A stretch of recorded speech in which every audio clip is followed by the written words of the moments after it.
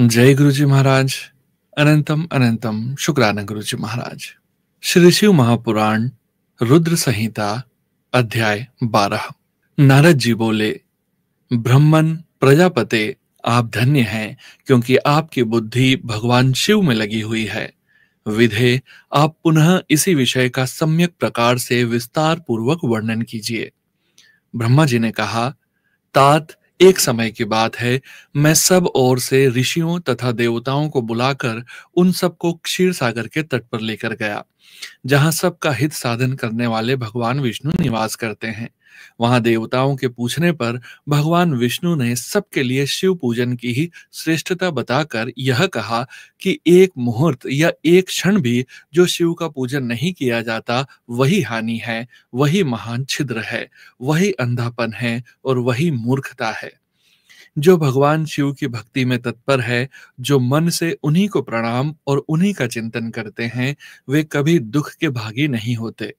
जो महान सौभाग्यशाली पुरुष, मनोहर भवन, सुंदर आभूषणों से विभूषित स्त्रियां, जितने से मन को संतोष हो उतना धन, पुत्र पौत्र आदि संतति, आरोग्य, सुंदर शरीर, अलौकिक प्रतिष्ठा, स्वर्गीय सुख, अंत में मोक्ष रूपी फल अथवा परमेश्वर शिव की भक्ति चाहते हैं, वे पूर्व जन्मों के महान पुण्य से भगवान सदाशिव की पूजा अर्चा में प्रवृत्त होते हैं। जो पुरुष नित्य भक्ति परायण हो शिवलिंग की पूजा करता है, उसको सफल सिद्धि प्राप्त होती है तथा वह पापों के चक्कर में नहीं पड़ता। भगवान के इस प्रकार उपदेश देने पर देवताओं ने उन श्री हरि को प्रणाम किया और मनुष्यों की समस्त कामनाओं की पूर्ति के लिए उनसे शिवलिंग देने के लिए प्रार्थना की।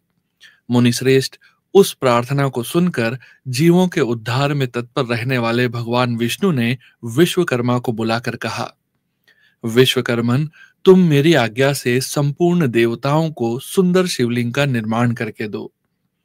तब विश्वकर्मा ने मेरी और श्री हरि की आज्ञा के अनुसार उन देवताओं को उनके अधिकार के अनुसार शिवलिंग बनाकर दिए। मुनिश्रेष्ठ नारद, किस देवताओं को कौन सा शिवलिंग प्राप्त हुआ, इसका वर्णन आज मैं कर रहा हूं, उसे सुनो। इंद्र पद्मराग मणि के बने हुए शिवलिंग की और कुबेर स्वर्णमय लिंग की पूजा करते हैं। धर्म पीत मणिमय पुखराज के बने हुए लिंग की तथा वरुण श्याम वर्ण के लिंग की पूजा करते हैं। भगवान विष्णु इंद्र नीलमय तथा ब्रह्मा हेममय लिंग की पूजा करते हैं। मुने विश्व देवगण चांदी के शिवलिंग की, वसुगण पीतल के बने हुए लिंग की तथा दोनों अश्विनी कुमार पार्थिव लिंग की पूजा करते हैं।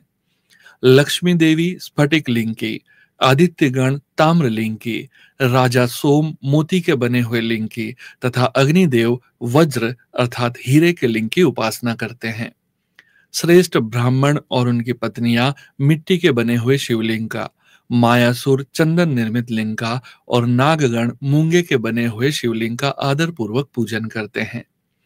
देवी मक्खन के बने हुए लिंग की, योगी जन भस्ममय लिंग की, यक्षगण दधि निर्मित लिंग की, छाया देवी आटे से बनाए हुए लिंग की और ब्रह्म पत्नी रत्नमय शिवलिंग की निश्चित रूप से पूजा करती है। बाणासुर पारद या पार्थिव लिंग की पूजा करता है। दूसरे लोग भी ऐसा ही करते हैं। ऐसे ऐसे शिवलिंग बनाकर विश्वकर्मा ने विभिन्न लोगों को दिए तथा वे सब देवता और ऋषि उन लिंगों की पूजा करते हैं। भगवान विष्णु ने इस तरह देवताओं को उनके हित की कामना से शिवलिंग देकर उनसे तथा मुझ ब्रह्मा से पिनाक पाणी महादेव के पूजन की विधि भी बताई। पूजन विधि संबंधी उनके वचनों को सुनकर देव शिरोमणियों सहित मैं ब्रह्मा हृदय में हर्ष लिए अपने धाम में आ गया। मुने, वहां आकर मैंने समस्त देवताओं और ऋषियों को शिव पूजा की उत्तम विधि बताई, जो संपूर्ण अभिष्ट वस्तुओं को देने वाली है। उस समय मुझ ब्रह्मा ने कहा, देवताओं सहित समस्त ऋषियों, तुम प्रेम प्रायण होकर सुनो। मैं प्रसन्नता पूर्वक तुमसे शिव पूजन की उस विधि का वर्णन करता हूं जो भोग और मोक्ष देने वाली है। देवताओं और मुनीश्वरों, समस्त जंतुओं में मनुष्य जन्म प्राप्त करना प्रायः दुर्लभ है। उनमें भी उत्तम कुल में जन्म तो और भी दुर्लभ है। उत्तम कुल में भी आचारवान ब्राह्मणों के यहाँ उत्पन्न होना उत्तम पुण्य से ही संभव है।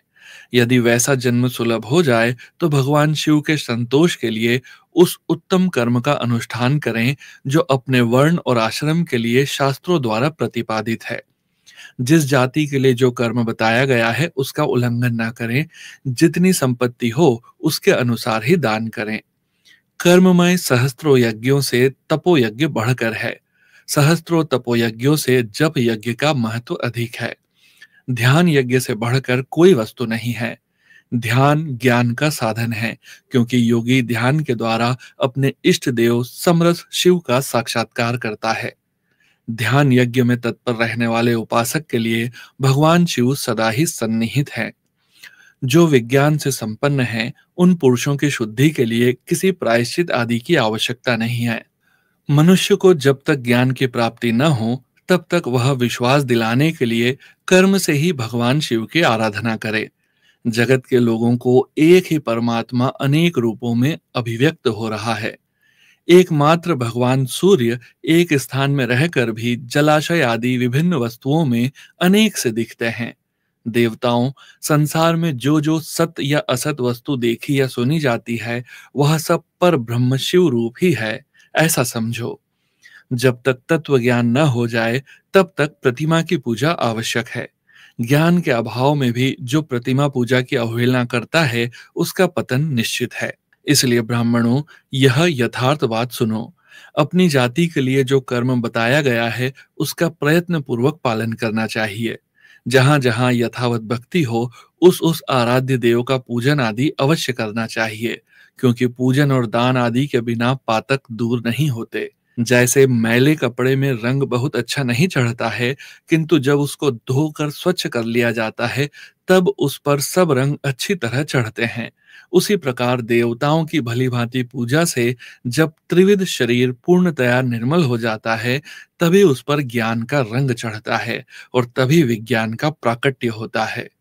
जब विज्ञान हो जाता है, तब भेदभाव की निवृत्ति हो जाती है। भेद की संपूर्णतया निवृत्ति हो जाने पर द्वंद दुख दूर हो जाते हैं और द्वंद दुख से रहित पुरुष शिव रूप हो जाता है। मनुष्य जब तक गृहस्थ आश्रम में रहे, तब तक पांचों देवताओं की तथा उनमें श्रेष्ठ भगवान शंकर की प्रतिमा का उत्तम प्रेम के साथ पूजन करे, अथवा जो सबके एकमात्र मूल हैं, उन भगवान शिव की ही पूजा सबसे बढ़कर है, क्योंकि मूल के सींचे जाने पर शाखा स्थानीय संपूर्ण देवता स्वतः तृप्त हो जाते हैं। अतः जो संपूर्ण मनोवांछित फलों को पाना चाहता है, वह अपने अभिष्ट की सिद्धि के लिए समस्त प्राणियों के हित में तत्पर रहकर लोक कल्याणकारी भगवान शंकर का पूजन करे। जय गुरु जी महाराज। अनंतम अनंतम शुक्राना गुरु जी महाराज। शिव महापुराण रुद्र संहिता अध्याय 12 समाप्त। ओम नमः शिवाय। शिवजी सदा सहाय। ओम नमः शिवाय। गुरुजी सदा सहाय।